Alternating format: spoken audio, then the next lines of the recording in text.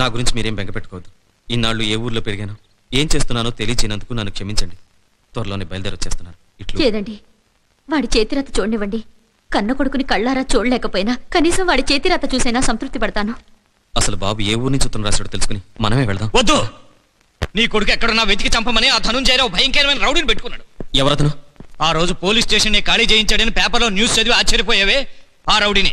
ఇదంతా నీ మూలంగానే జరిగింది. ఆ రోజు ఒక్క క్షణం నువ్వు నాలో క్షణికమైన స్వార్థాన్ని నిద్రలేపకుండా ఉండుంటే. చాలే నువ్వు ఊరుకున్నావా?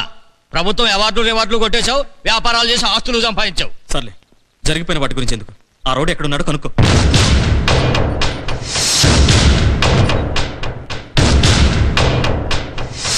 ఎవరు నువ్వు? మీరెవరి కోసం ఎదురు చూస్తున్నారు? వాణ్ణి. ఆ ధనుంజయ్ గారి దగ్గర కొత్తగా చేరిన రౌడీ వీడే. మనిషి శరీరంలో అతి భయంకరమైన వ్యాధి క్యాన్సర్. అది మనిషి ప్రాణమే తీస్తుంది. కానీ దానికంటే భయంకరమైన వ్యాధి స్వార్థం. అది ఎంతో మంది ఎదుటి వాళ్ళని బలి తీసుకుంటుంది. మీ స్వార్థం మూలంగా ఒక తల్లి మంచాన పడింది, ఒక తండ్రి మందుకు బానిసయ్యాడు. ఆ పాపానికి మీరు శిక్ష అనుభవించక తప్పదు. మన కంట్లో ఆనంద బాష్పాల కోసం ఎదుటివాడి చేత కన్నీళ్లు పెట్టించకూడదు. మీరెన్ని పూజలు చేసినా మీ కొడుకు మీకు దక్కడు. పుట్టలేదనుకోండి, పొరిట్లోనే పోయాడనుకోండి.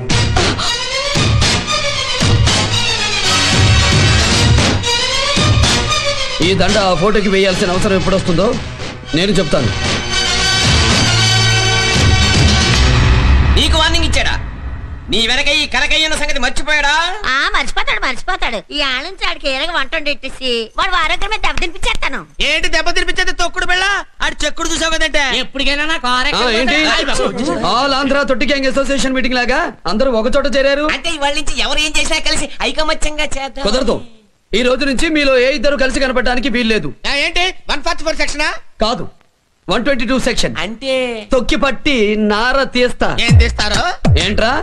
రేపటి నుంచి మార్కెట్ పని తప్ప ఇంకో పని చేసావో? అమ్మో, అర్థమైందండి. నా బాడీ మటన్ మార్కెట్ లో తలకిందులుగా కుక్కడికి వెళ్ళాడుద్ది. ఏంట్రా చొక్కాకి కొంచెం గంజి ఎక్కువైనట్టుంది. అంటే చాక్లెట్ గంజి ఎక్కువ పెట్టండి, నలిపేసి రేపు మామూలుగా వేసుకుంటారు సార్. రేపటి నుంచి వంటగది దాటొస్తే ఏమవుతుంది? ఏటవుతుందండి? గ్యాస్ లీక్ అయిపోయి టవ్ పేలిపోద్దండి. వంట మనిషి మరణం అని పేపర్లో వచ్చేస్తుందండి. నా పని నేను చూసుకుంటానండి. అర్థమైందా? అర్థమైందండి. ఏంటి అర్థమైంది? కొంచెం ఎక్స్ట్రా. రేపటి నుంచి కాళ్ళని క్లియర్ గా లేకపోతే నా హెడ్ స్టీరింగ్ మీద, బాడీ బాలెట్ మీద ఉంటుందండి.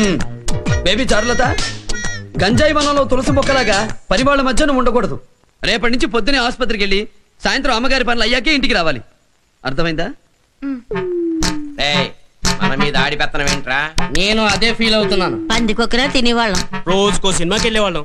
అబ్బా సోదాపి, అతని ఇక్కడి నుంచి ఎలా వెళ్ళగొట్టాలో ఆలోచించండి. ఓ, ఏకులా వచ్చి మేకులా అయ్యాడు. వాడికి ఇస్తాను కిక్కు స్నేక్ తోటి.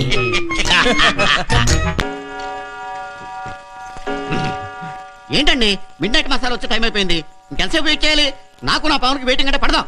కస్టమర్ ఎక్కడ ఉన్నాడో చూపెట్టండి, వెళ్ళిపోతాం. కస్టమర్ అంటే మామూలు కస్టమర్ కాదే బాబు. ఓసారి చెవు కుడితే తేలిక పట్టక. అయ్యో, పార్టీ ఇంకా నిద్రపోలేదు. ఈ లోపల పావులు నిద్రపోతే నా పవన్ ఎక్కడ పడితే అక్కడ నిద్రపోని. ఇలాగ ఇదిగో చూడు చూడు, ఇది హేమాల్ని రిటైర్ అయిపోయింది. అంటే కాటేదా? కాటేస్తదే, కానీ ఇంకుందో లేదో తెలదాం. ఇంకుంటామేంటి? ఇష్టం ఉండదా? ఇసాన్నే నేను ఇంకంటాను, కూరలను పాడీలు అంటాను. నీకేమన్నా అభ్యంతరమా? మాకే అభ్యంతరం లేదు, కానీ కాటేగానే చచ్చిపోవాలి. అదా అంతే. అయితే మీకు ఇది పనికిరాదు. ఇదిగో ఇక్కడ ఉంది ఐశ్వర్య. మొన్నే పెద్ద మనిషి అయింది. మంచి కసి మీద ఉంది. కసక్కన కాటేసిందంటే పుసుకుని చచ్చిపోతాడు, ఆకులోకి రాలిపోతాడు. మన వల్లే చచ్చిపోయాడని మావయ్యకి తెలిస్తే అందరినీ చంపేస్తాడు. అందుకనే కాటేసిందని ఆసుపత్రి తీసుకెళ్ళి అక్కడ నుంచి అలా పంపించేద్దాం. అంతే కదా? అంతే. అయితేనే రండి, మీకు ఎదుగో.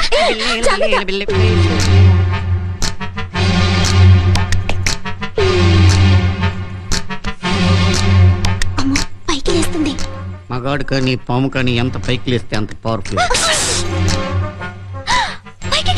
ఎక్కని ఎక్కని ఇన్నాళ్ళు మన మీద ఎక్కడిగాడు?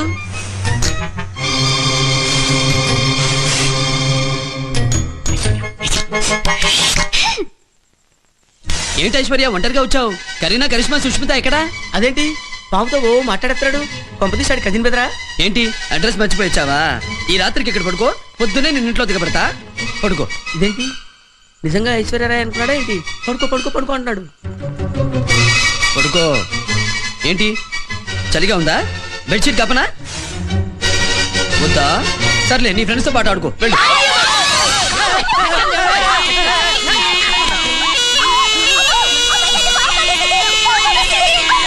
ఏంటి పాము కరిచిందండి. ఎక్కడ అమ్మాయి గారు నడుము ఇలా పడుకో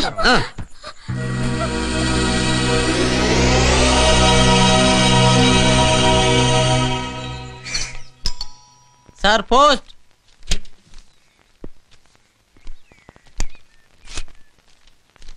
భవానీ, ఏంటండి? మొన్న మన బాబు చేతిరాజు చూసి ఆనందపడ్డావు కదా, ఈ రోజు వాడు తన గొంతు మనం వినాలని ఈ క్యాసెట్ పంపించాడు. పద విందాం.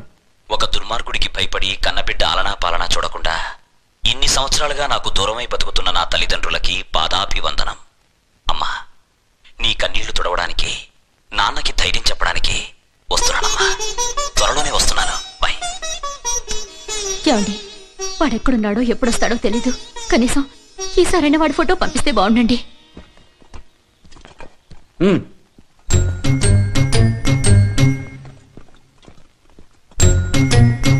సాయంకాలం దాకా తాగుకుందామా చకల్ల కబ్బే. అక్కడ పెట్టు.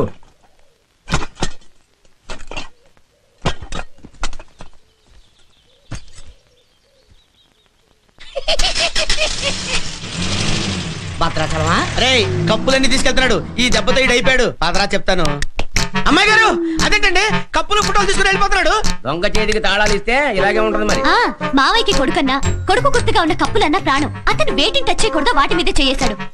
ఇప్పుడు ఆడిని ఎలా ఇరికిస్తానో చూడండి.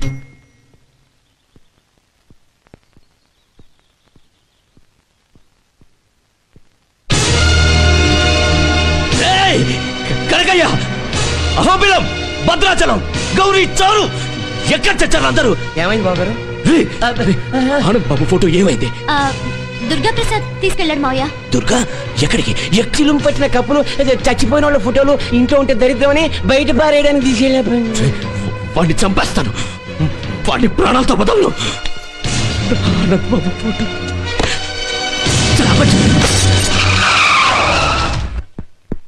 ఆగో. దుర్గా,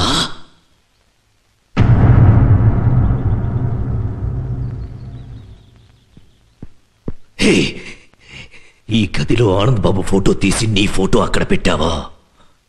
చెప్పు. పెట్టాను. ఎందుకు పెట్టావు? చెదలు పట్టిన ఫోటో ఫ్రేమ్ ని చిలుం పట్టిన కప్పులు తీసుకెళ్ళి. నువ్వెవడివిరా ముట్టుకోవడానికి? నీ కంటికి చిలుం పట్టిన కప్పుల్లా కనిపించే ఆ మెమంటోలు 8 ఏళ్ల వయసులో నా బాబు నాకు మిగిల్చి వెళ్ళిన జ్ఞాపకాలు రావి. నీ కంటికి చెదలు పట్టిన ఫ్రేములో ఉన్న నా కొడుకు ఈ గుండెల్లో చెదరని ముద్ర వేసుకున్నాడ్రా. అసలు నీ బ్యాక్గ్రౌండ్ తెలుసుకోకుండా నిన్నిక్కడ తీసుకొచ్చినందుకు ముందుగానే నా కళ్ళు తెరిపించావు. Out, get out. వెళ్ళిపో, నా కళ్ళ ముందు నుంచి వెళ్ళిపో. ఈ ఇంటి నుంచే వెళ్ళిపో.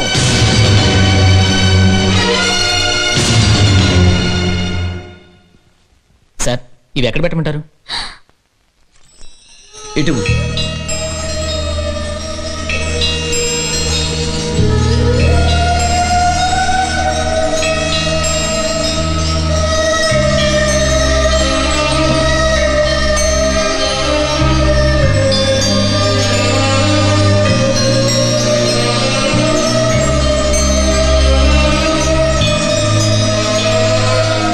సార్, బాబు గదిని మీరు దేవాలయంలో చూసుకుంటారని నాకు తెలుసు.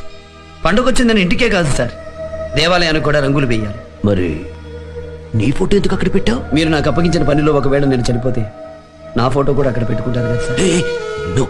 నువ్వు నిండు నూరెళ్ళు బతుకుతావు. ఇంకెప్పుడు అలా మాట్లాడకు.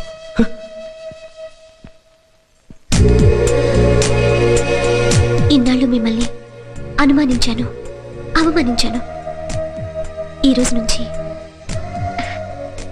అభిమానిస్తాను.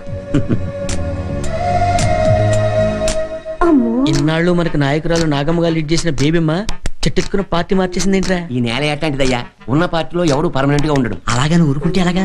బేబమ్మను మన పార్టీలోకి తీసుకొచ్చి దుర్గా ప్రసాద్ నిలగొట్టాలా? ఎట్టా ఎల్లగొట్టాలి? అంతా నీ ఆత్మీయ హై.